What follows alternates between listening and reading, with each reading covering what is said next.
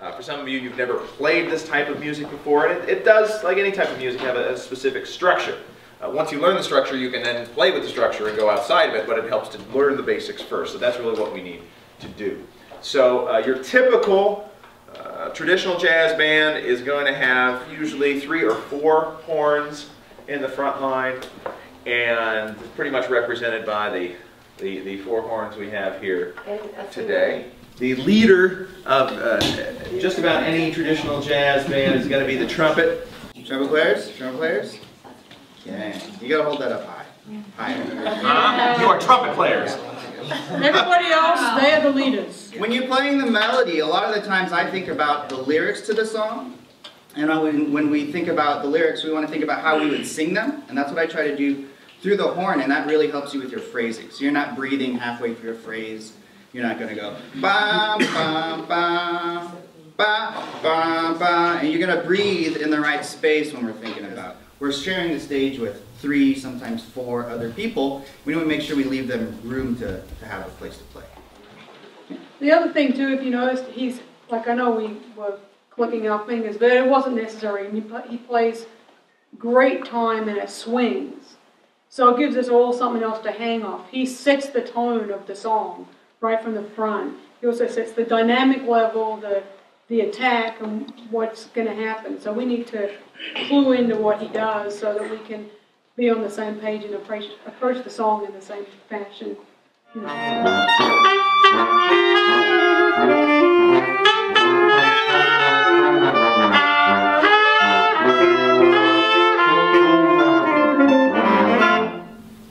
One more thing I'd like to add is, regardless of if you're playing with a rhythm section or not, everybody has to be conscious and committed to the time.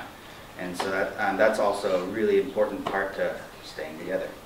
Where are my trombone players at? Where are my trombone players at? Yes, practitioners of the big dumb tube. Right? This is a tube, right? A tube. You make the tube longer, make the tube shorter. That's it. So our role is, we have actually a couple roles. It's probably a little more difficult than the trumpet. So, kind of a 2-part role, right? Usually we're the lowest brass instrument in the band, or really the lowest horn in the band. And part of the role is to re-emphasize. You usually have a bass player or a tuba player in your band, but it's to re-emphasize or help complement the bass line. You probably heard me doing some of that, and I'll do a little bit more of that. But also to really re-emphasize the bass, the kind of the foundation of the song. Also make some fairly simple fills in between those spaces, because it's really the reeds that are typically going to fill a lot of that space in between. But one of the big elements I think the trombone is really, really important for, especially in songs like this, is to tell you where you're going. Right? There's a lot of leading tones that will really emphasize those transitional chords that will really tell you where the song's going. And we really enjoy doing that, and you'll notice every trombone player by the end of camp, you know, really gets you right to where you want to be. Right, I'll tell you, right into that F chord. So you'll hear a lot of notes that are very similar to tubas, you know.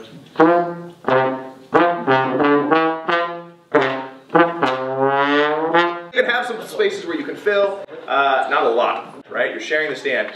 You know, sometimes you'll be in a band with 2 people, right? And then you have a lot more room to go. But when you have to be very, very conscious. You have to be listening while you're playing. Do we want to do that, of course, together now, building on it?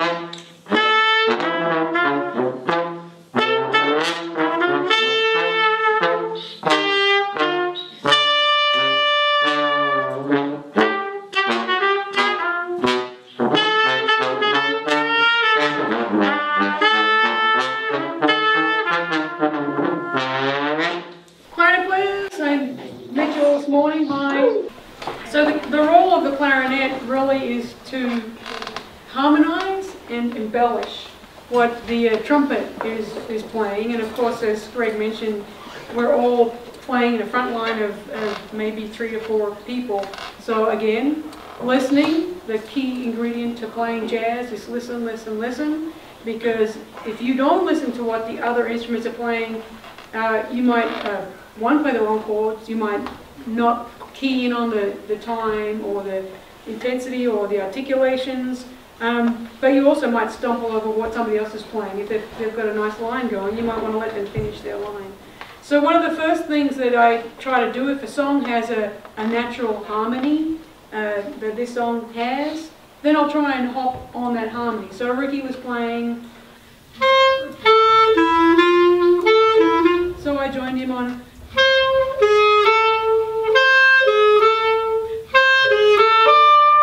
You know, I picked a third above. The harmonies tend to be a third above, or depending on where the melody is, a third below.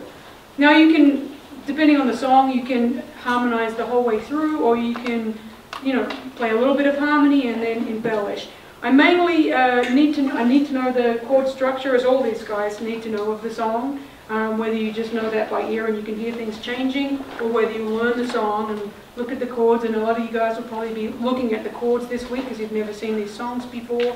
But knowing what notes work in those chords is very, very important to understand about harmony, so you can create, as we did without a rhythm section, create the right tonalities through the song.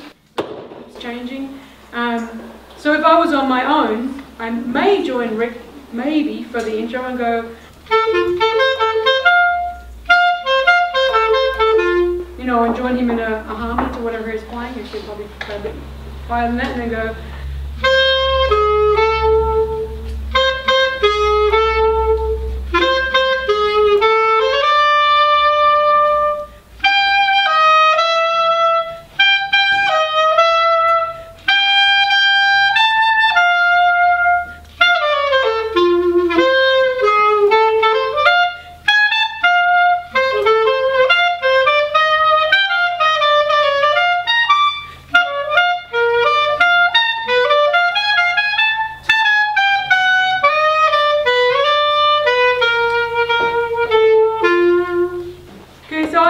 Probably more than I would if I'm playing in the front line. I'd have to play with you guys now so you can hear it.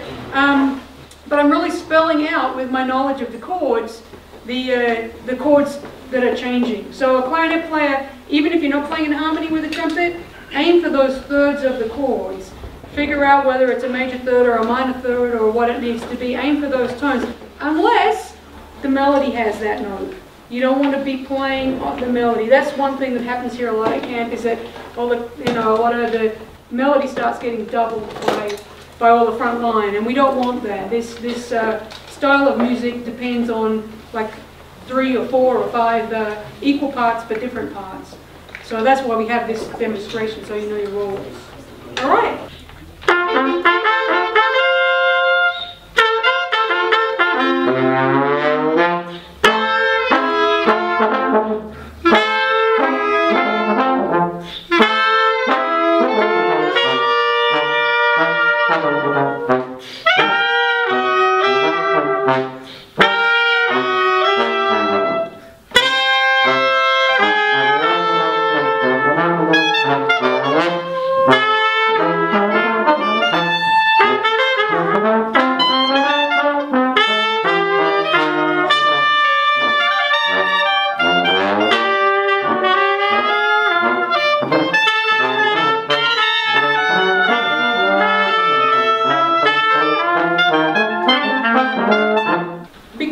Where the instrument tonalities sit, please play higher on your instrument when you're playing front line, or you'll get lost down the bottom.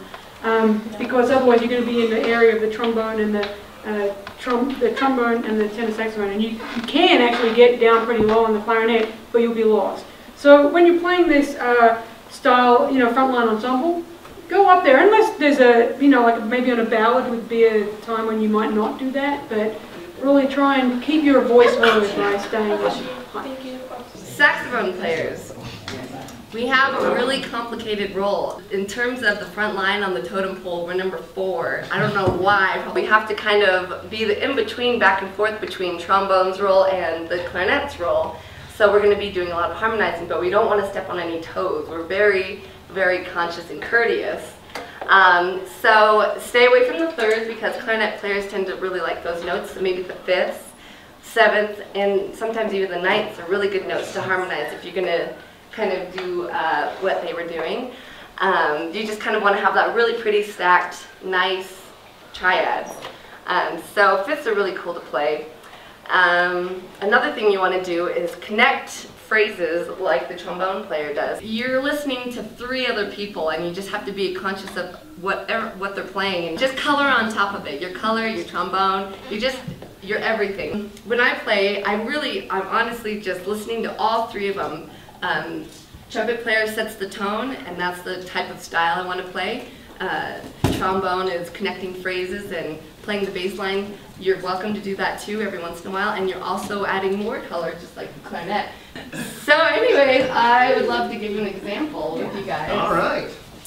And I'm just going to go back and forth between harmonizing, coloring, and connecting phrases. So just being a really courteous player.